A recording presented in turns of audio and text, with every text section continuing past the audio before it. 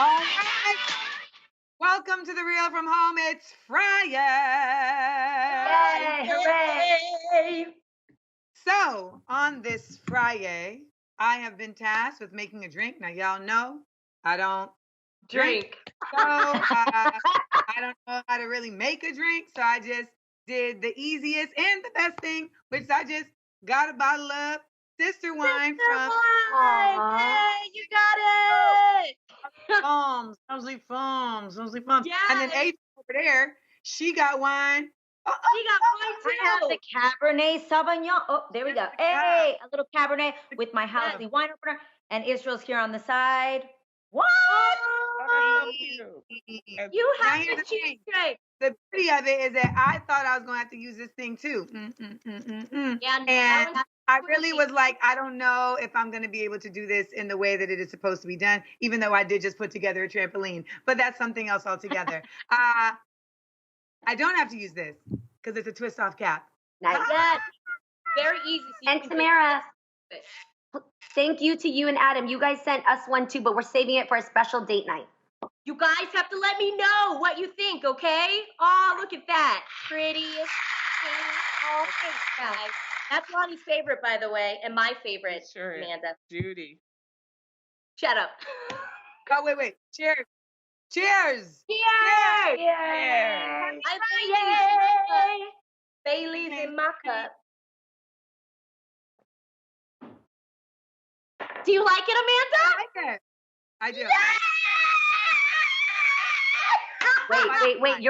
Wait. You're really drinking it, Amanda? No, I don't lie. So, Do it. you know, if I Do it.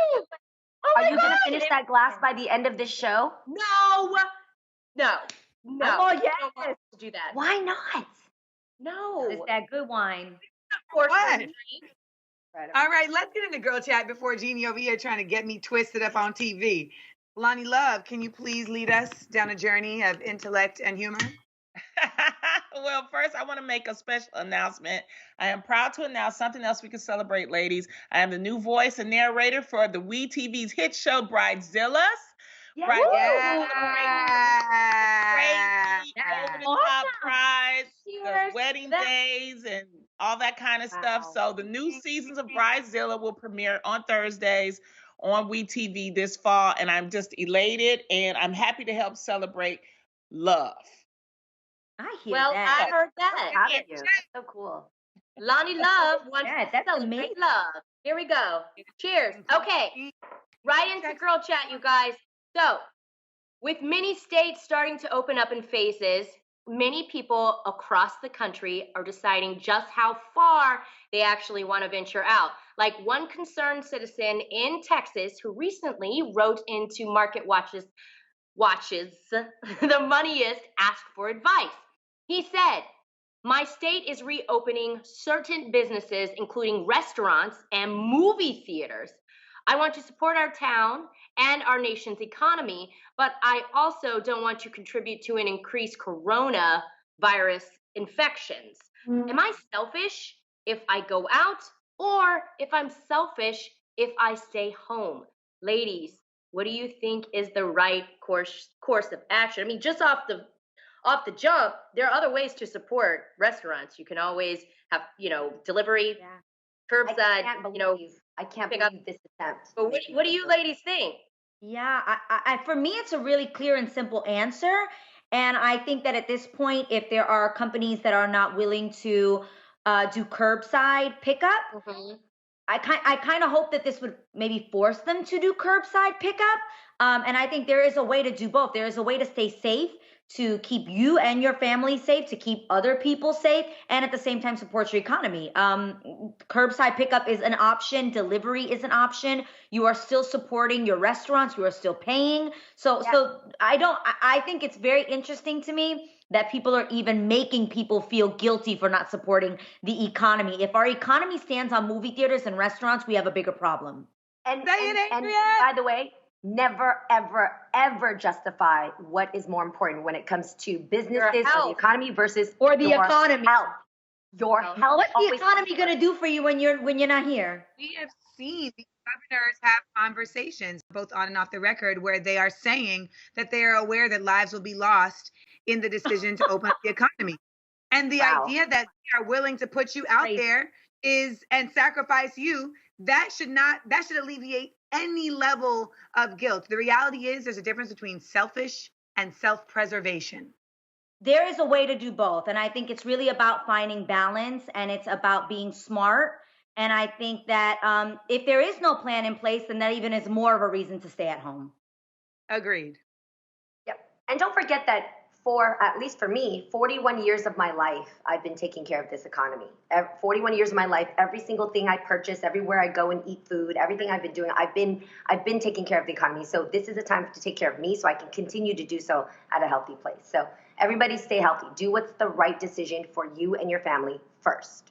Ladies, I'm sorry, but I got to put on my glasses. I cannot see today, so I'm sorry. Okay. I have to put on some glasses. I love your it's one of But them the days. purple eyeshadow is speaking to us, so it's all good.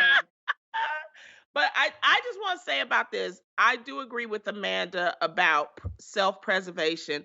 My point is that I believe that this country should have had a nationalized plan. That's what I keep saying. And now that we don't have a nationalized plan, you have all these individual states, individual governors making their own things. The only thing I can tell you is that I don't order stuff for me. I don't order my own personal protective equipment. I don't order the face shield. I don't order masks. I don't order the suit because I don't know what's going to happen. And I just assume everybody, you need to protect yourself because, we're going to have to go out. They're not protecting you. Yourself. Exactly. So that's all I wanted to say about that. What you think? These are all the facts. This is my question though, because you've mentioned this before. Yes, on one hand, it is really easy for us, who feel like we're financially stable to say stay in the house, Yes. don't open up the cities. Yeah. Mm-hmm. When we hear open up the cities, all I hear is me as a consumer going into places that could hurt me. I don't hear people who have jobs being able to work. Yes. You bring up actually a very good point. And I actually had a conversation there are two of my friends who are business owners. They're Latino women. They own their own beauty salon. And, they can't open up. And they're so eager to get back, to work because they got to pay their bills. They have not received that check. So they're freaking out and they're like, wait a minute. She actually said, I said, but you can't open it up right now. And she said, well, Tamara, we were taught to be, sterile and to be very clean before this pandemic. Right. And if you think about it, that was like, whoa, okay. You gave me a whole new perspective on that. So she just feels stuck because like Lonnie was saying, we don't have real concrete answers about what our future is going to look like. And yes, the people that, have these big homes, big yards, or, have money saved up, they obviously have a different, perspective than the people who are like, well, damn, I need a job. I want to help. And then these business owners are saying they want to help their employees. Some people are still putting them on payroll, which is dope, but that's a whole nother example. But eventually that money's going to run out, So it's like, what do we do? It's so frustrating. It's quite the conundrum. It really is. Yeah. It really, really is. Because none of it is wrong, right? Protecting yourself and not feeling safe in a salon, that's not wrong, right? Nope. The problem is we don't know each other's meter. So we don't know other people's level of safety. We don't know what other people do for hygiene. We don't know what other people do for ethics. And so when we go into these communal spaces now, you're having to rely on that everybody else with the same meter as you, and you can't. Yeah. So all you got to do is rely on yourself. And so it's like this. Lonnie, I wish there was a median plan. Is there what's the halfway? I know with certain restaurants, the halfway is, okay, y'all can be half capacity. Right. Places like salons and nail shops and that's human interaction. That's where it gets weird. But I do feel like restaurants, the median probably Lonnie, would you agree that the median would be like takeout? Like, Yeah. and instead of your waiters now Delivery. waiting on tables, their job is now to Chick-fil-A it, like come to your car See, and this hand is it the to this you is with the gear real on. problem, ladies, is that we might face a depression. And so you got two things. You're dealing with your health and you're dealing with the economy. And so there are people that are trying to make sure that, like what you said, Tam, there's small businesses, you want to keep them open. And to your point, Munchkin, the takeout helps, but that's only 50%. From what I've been, when I talk to my CEO friends, they like 50% goes to something like that. They still need that other 50% or they're not going to be able to survive next And year. that means 50% of employees losing their jobs. That's the part. Exactly. Companies all are downsizing. Imagine every single one of them downsizing because of the loss of. It's complete and total irrational thinking. Like help me. I just look at someone like Steve Jobs, who was a multimillionaire, and all the money in the world couldn't help him with his health. Right. So for me, I'm just like, okay, I hear these economy talks, and what do we do to keep the economy going, to keep the rich people rich, to whatever, right? Okay, great. What about our health? Like, what do you do when you don't have health? Well, I think it's not mutually exclusive. I think that's the thing. It's not mutually exclusive, right? Like, it's like trains running at the same time. It's like we got to care about health, but then we also got to care about economy for the people who are healthy, and we need economy to take care of the sick, right? Yeah. So we need it's not just one side. Yeah. To run concurrently, but if we don't have leadership that considers both of them simultaneously, it's hard to imagine a solution that considers both.